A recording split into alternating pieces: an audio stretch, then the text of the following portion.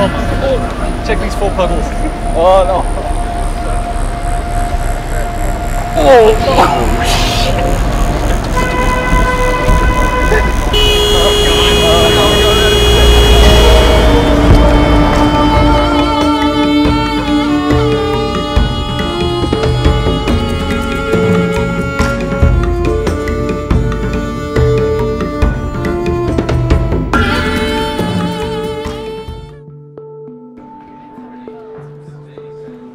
Ubisoft had a clear and lofty goal in mind as they built Far Cry 4, create the most authentic gaming experience ever.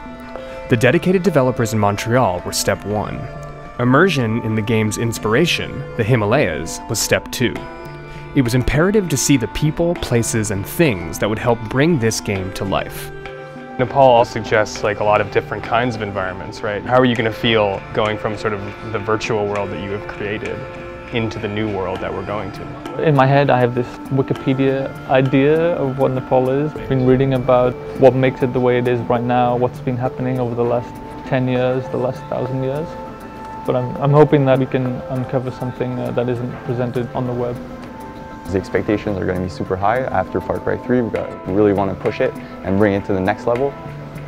It's super important that the environment you're in feels believable. Like you can look around and understand the space and it feels like a real place from the real world.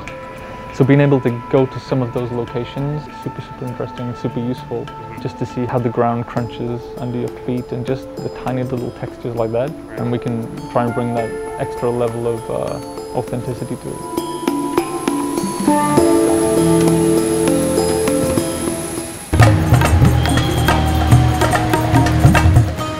Arriving in Kathmandu was intense.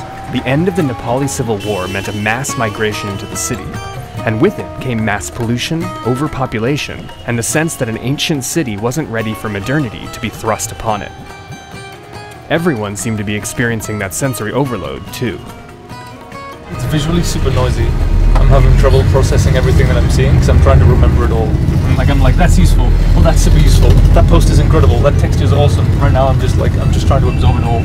Local rumor had it that an animal sacrifice was going to be happening to appease the gods after the monsoon, or maybe just to appease the gods in general. It was sort of unclear. But Nepal has strong ties to its past, so attending an animal sacrifice is significant in understanding traditional Nepali culture. It was a perfect introduction to the country.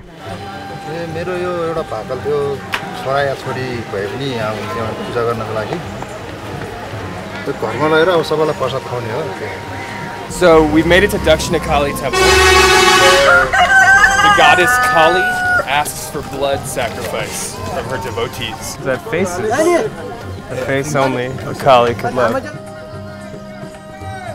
So we're gonna follow them to the altar where that goat will be sacrificed to slake the thirst of Kali.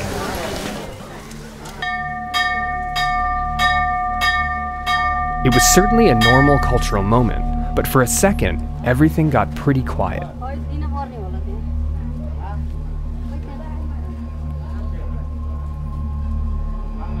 I was expecting like a clean cut, but the whole like slice and then guide.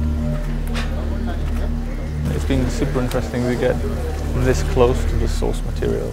It's like it's the kind of experience that we can never normally get, and I haven't had working on the game before. I didn't realize the significance of bells, especially around temples and places of worship. In my head before I went, I had this like very stereotypical kind of soundscape of what a place of worship sounded like. I think what we'll end up with is something that's less like a stock movie soundtrack kind of vibe, and we'll capture something that's much more realistic. After a brief foray into animal sacrifice, a small plane was taken to Pokhara, a town famous for both being a gateway to the Himalayan highlands and the home base for Nepal's legendary fighting Gurkha.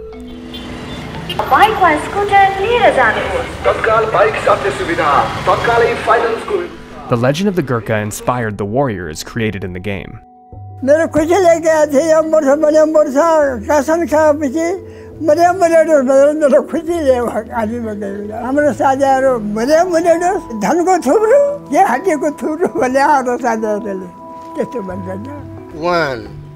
The young Gurkhas in training gave a sense of what the challenges and motivations were to join one of the world's most elite fighting forces.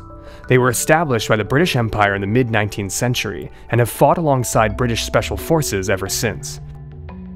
It's often said, if a man says he's not afraid of dying, he's either lying or is a Gurkha. Mark and Phil, you guys studied Gurkhas a lot as you were developing the game, right? Yeah. And so what is it like now actually meeting young dudes who are trying to be Gurkhas? It's interesting to meet the personalities behind that, just to see how dedicated people are to actually achieving that. Like these guys will try year after year after year to get in. The dedication is pretty intense. I have been trying British Army for 4 times, and this is my last time. Gurkhas are very closely associated with the kukri, a curved do-it-all weapon that's been referred to as the Gurkha blade.